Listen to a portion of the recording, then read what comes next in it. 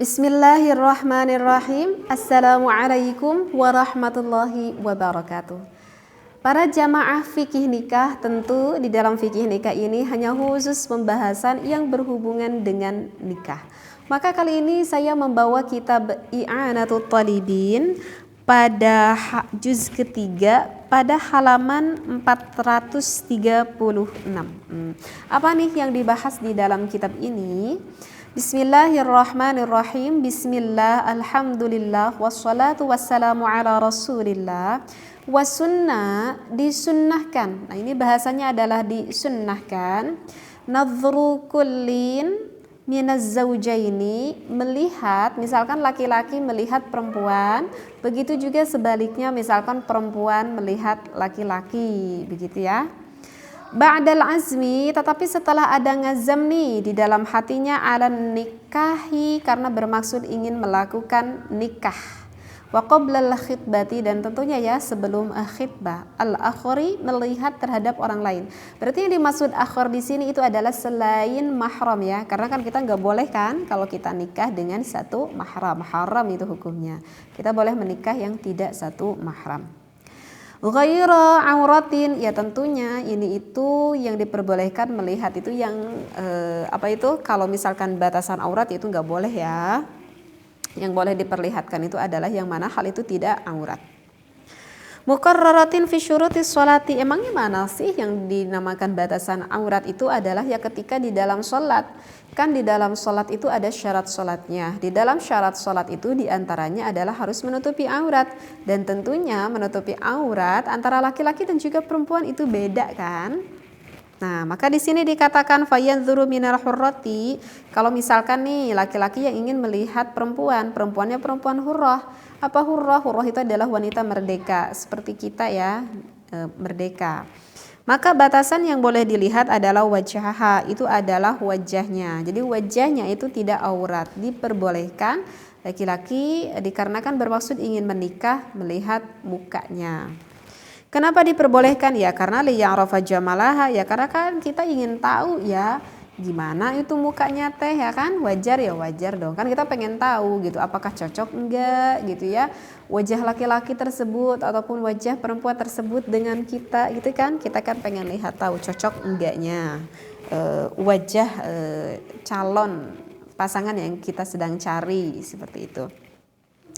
Kemudian juga yang diperbolehkan itu wakafaiha dhahran wa batanan, dan juga kita diperbolehkan melihat sampai batas pergelangan tangan perempuan tersebut, baik dalamnya ataupun punggung dari telapak tangan wanita tersebut. Kenapa juga diperbolehkan liyarafa khusubata badaniha wa mimman biharikun, karena memang kalau tangan itu biasanya identik akan kesehatan wanita tersebut.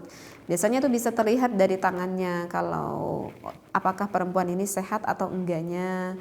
Misalkan apakah wanita ini mulus atau enggaknya. Biasanya itu bisa terlihat dari tangannya seperti itu. Kemudian kalau untuk laki-laki ma'adama bayna surrati warrukbati. Nah, kalau misalkan untuk laki-laki itu perempuan boleh melihat batasan aurat laki-laki itu kan cuman bayna surra warrukbah ya, cuman antara pusar sampai kedua lututnya kan, seperti itu. Nah, kalau seperti itu tapi bukan berarti enggak sopan juga ya, artinya ya kok mau dipertemukan sama perempuan cuman nggak pakai baju sama sekali, itu kayaknya gak sopan banget gitu ya. Ataupun misalkan laki-laki tersebut hanya pakai kaos sangsang ya, ketika kita melihat itu sebetulnya memang tidak aurat gitu ya, karena memang batasan surah warukbah. Tapi sekali lagi bukan berarti gak sopan ya pakai pakaian lah yang sopan gitu. Nah kemudian di sini kayaknya aku nggak baca semuanya deh ya, ini referensinya ya. Kemudian di sini selanjutnya kita harus meyakinkan dulu nih, kalau misalkan bagi calon laki-laki kita harus yakinkan dulu nih perempuannya. Apakah perempuan itu jangan-jangan nanti perempuannya udah punya suami loh. Gak boleh ya, kita harus yakinkan dulu apakah ini punya suami atau enggak. Oh ini mah misalkannya tuh janda nih, kita udah tahu nih janda gitu, misalkan dikarenakan suaminya meninggal ataupun dikarenakan cerai gitu ya. Nah kalau misalkan wanita yang ingin kita lihat itu adalah seorang janda, kita juga harus yakinkan dulu apakah ini jandanya itu di sini dikatakan wa'iddatin, apakah masih berada di dalam keadaan iddah atau enggak. Karena kalau misalkan masih berada di dalam keadaan iddah ya kita jangan dulu bertemu dengan wanita tersebut, seperti itu ya. Karena kan kalau wanita itu beda sama laki-laki. Kalau wanita ditinggal cerai ataupun ditinggal meninggal sama suaminya, ya itu kan ada batasan iddah, seperti itu ya. Jadi harus tahu dulu seperti itu. Ya, jadi semua inti deh ya, diperbolehkan, nggak berdosa ketika laki-laki melihat perempuan, begitu juga sebaliknya perempuan melihat laki-laki. Misalkan melihat wajahnya gitu itu nggak berdosa. Bahkan di sini hukumnya disunnahkan artinya dianjurkan untuk melihat. Tetapi ini disunnahkan itu kalau misalkan ada maksud di dalam hatinya, ngazam nih, dalam hatinya tuh emang banget pengen nikah gitu. Tetapi kalau misalkan gak bermaksud pengen nikah, di sini dikatakan fala yusannu bal yahrumu li annahu la hajata ilaihi qablahu. Tapi kalau enggak ada maksud dalam hatinya pengen untuk bermaksud nikah sesegera mungkin, iya siapa sih yang enggak pengen nikah? Ya semuanya juga kan pengen nikah, iya.